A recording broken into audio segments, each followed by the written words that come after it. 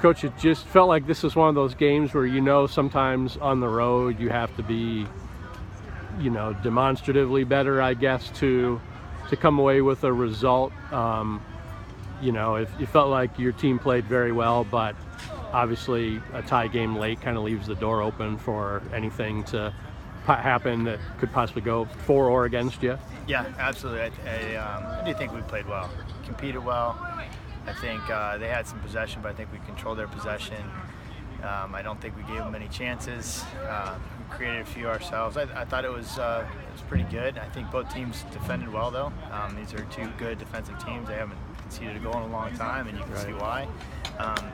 Frankly, I kind of thought that maybe that game was destined for 0-0. I do think we were good in our attack, but we were lacking just a little bit that extra degree that it was going to take to crack this one open. That having been said, it did feel like in the second half there were a couple of moments where your team was very dangerous. Chris Brennan in particular had a couple shots not very far apart from one another where their keeper, I don't think he's been forced to make many saves in some of their previous shutouts, and he had to make a number of saves there in the second half. I mean, it did feel like, I guess, you guys were generating some offense. Yeah, that's good team, good defensive team. They're even though they don't call on their keeper often, when they do, they're going to need him to make saves, and he did. I thought there were two that for sure Chris was going to take care of, and he did everything right.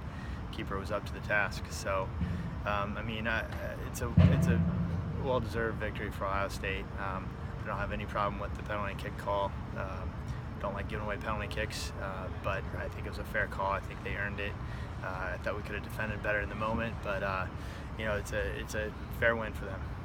And this was your fourth game in 10 days, and 3 of those were on the road against nationally ranked teams.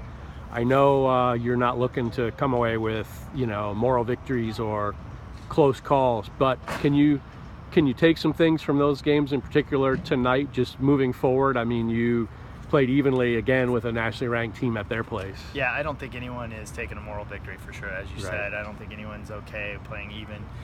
We are pleased with certain aspects of our performance and our demeanor and the way we attacked it. But this is, and that's a tough stretch for sure. But that's exactly what the guys want. We talked, hey, if you're gonna play this kind of schedule, then you're bound to take some lumps. And what we can't do is let that derail us. I think we're in good shape. We're heading in a good direction, and as long as we continue to get better, we're going to be where we want to be at the end of the season. And now, after playing 4 games all pretty closely together, 4 games in 10 days, as I said, you have a little longer of a break, and then your next one's at home next Wednesday against Duquesne. I guess what do you look for from your team, both leading up to Wednesday and Wednesday's match? It will be good to get catch our breath just a little bit. It's not a super long break, but catch our breath a little bit, and then it's really important that we let it rip on Wednesday.